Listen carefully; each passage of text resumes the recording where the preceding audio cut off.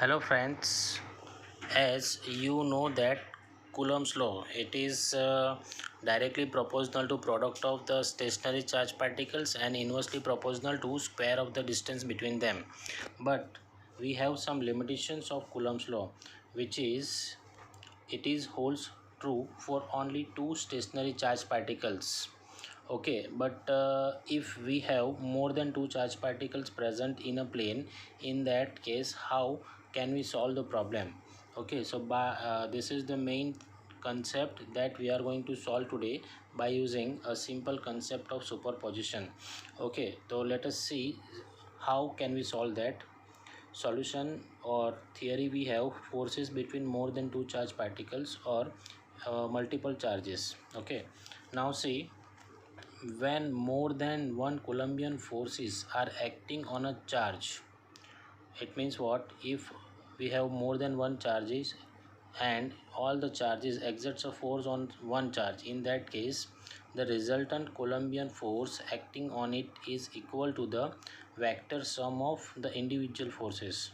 Okay, again I am telling you that the resultant Coulombian force acting on it is equal to the vector sum of the individual forces. Okay, thus the Coulombian force acting between two charges is not influenced by the presence of the third charge. It means what? By using diagram I am going to explain this. See, we have a Cartesian coordinate system, x axis, y axis, and between x and y axis here we have four charges, that q1, q2, q3 and q4. Now suppose q1 exerts a force on q2, that we can easily predict by using Coulomb's law in vector form, which is F21. Okay, means first one exerts a force on second one. Similarly, q3 exerts a force on q2, so that we can mention by using F23. It means third one exerts a force on q2. Okay, now similarly, if q4 is exerts a force on q2, that we can mention by using F24. Now similarly, q1 and q3, since they are also charged particle, so here also some type of force exerts, some type of means electrostatic force. Similarly, q3 also exerts a force on q1. Similarly, q2 also exerts a force on q1, q3 and q4. Similarly, q4 is also exerts a force on q3 and q1. Okay, so this is a very big problem. For that we are using Coulomb's law. It means a superposition principle.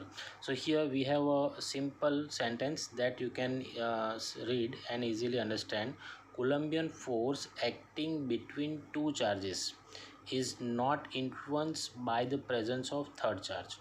I hope you understand what I want to deliver to you. If q1 exerts a force on q3, in that case if q3 exerts a force on q1, so whatever force occur or act between q3 and q4 q1, that is negligible. Okay, so negligible means what? We have to ignore it. Okay, precisely for this reason the Coulombian force is called two body force. Remember, this is simple question. You in board examination it may be asked in 1 mark. Okay, Coulombian force is called two body forces. Okay, so by this assumption we have to solve our theory. Okay, now say, as shown in diagram, here we have four charges. It means more than two charges present. Let r1 be the position vector of q1, r2 be the position vector of q2, r3 be the position vector of q3, and r4 be the position vector of q4. Okay, O be the origin that I wrote over here in words. Okay, now over here we are going to calculate resultant force which is acting due to q1, q3 and q4 on q2. Fine, so here we have, see, I written over here, we shall calculate the resultant force F2 acting on charge q2 due to other charges. Okay, now how would we solve this problem? So for that, let us pair these forces, means since Colombian force is two body force, so we have to prepare one pairs. It means q1 to q2, q3 to q2, and q4 to q2 by simple form. Okay, or you can go for vector form also, no problem. Okay, now let us see, here we are pairing over here. So first we have F21 be the force acting on charge q2 due to q1. Okay, so by using vector form equation, F21 equal to, we have k q2 q1 divided by r2 minus r1 whole cube in magnitude format into r2 minus r1. Put equation number 1. Similarly, force on q2 by q3 is given by F23 equal to k q2 into q3 divided by r2 minus r3 whole cube into, in simple difference, r2 minus r3. Give equation number 3. And last one, force on q2 by q4 is given by F24 equal to k into q2 q4 upon, divided by, in magnitude form, r2 minus r4 into whole cube into r2 minus r4. Okay, give equation number 3.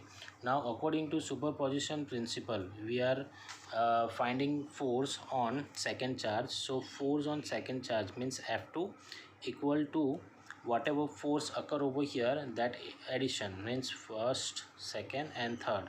So here we have equal to F21 plus F23 plus F24. Okay, now simply replace the value of F21 plus F23 plus F24 over here. So F21 equal to, we